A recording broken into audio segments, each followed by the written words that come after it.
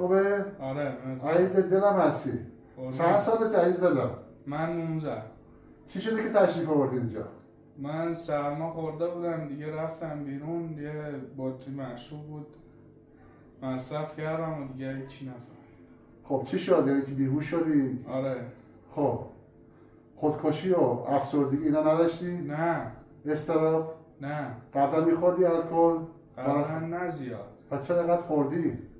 خب دیگه الان چه وضعیتی داری؟ خوابت؟ اشتها؟ ناراحتی؟ هر چی داری به من همه بگو. چی خوبه الان. خوبی؟ آره. حرف جابجا نمیزنه؟ نه. مادرش حرف جابجا نمیزنه؟ نه خیر. همه چیش خوبه؟ ولی روزی که خورد خیلی بیقرار میکنم. یه چاقو بینم یه 5 تا رقم بکشم. ها موقع که خورد چند روز پیش خورده بود؟ مثل 2-3 روز پیش. 2 روز پیش خورده ها. بود؟ چقدر خورده بود؟ خودش میدونه، ازش بپرس. میگه یه بطری چقدر، یه لیتری خورده بودی؟ یه بیشتر بود. بیشتر خورد؟ قبلا میخوردی یا نمیخوردی؟ نه زیاد نه. توهم زده بود؟ خیلی. قبل یکی بکشن؟ یعنی 5 نفر نگرفتنش آقای دکتر. ها زور زیاد شده بود؟ زور زیاد شده. کم خواب نشده بود؟ و همین سرش جوری پایین بی مثل ای آدما که گردنشون کنده. هی گفته که به چاقو بینم میخوام همه بکشم.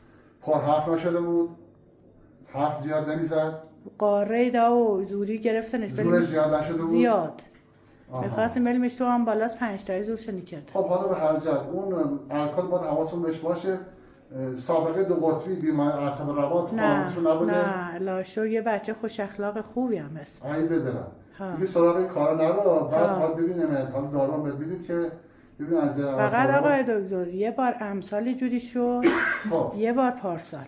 پارسال چجور شد؟ پارسال هم همین جور بهش دست داد.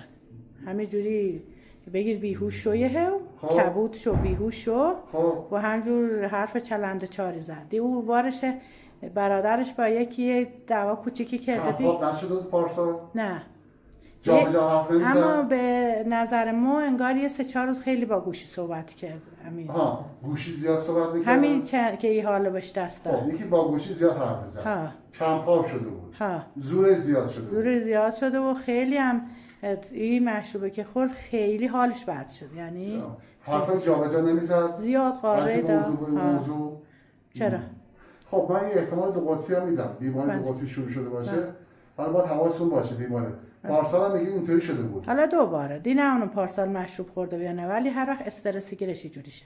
خب پارسال چه وضعیتی داشت؟ پارسال هم همینجوری بیوردیمش همینجا بیمارستان، ولی یه 2 ساعت بیمارستان. دارو بهش ندادن؟ روانپزشک ندیدش؟ نه هیچ روانپزشک هم ندید. چرا باید روانپزشک ببینیدش؟ خودی پارسال ندیه ان شاءالله امسال. خب حالا در هر جهت دارو بهتون میدم عزیزم. بذار حالا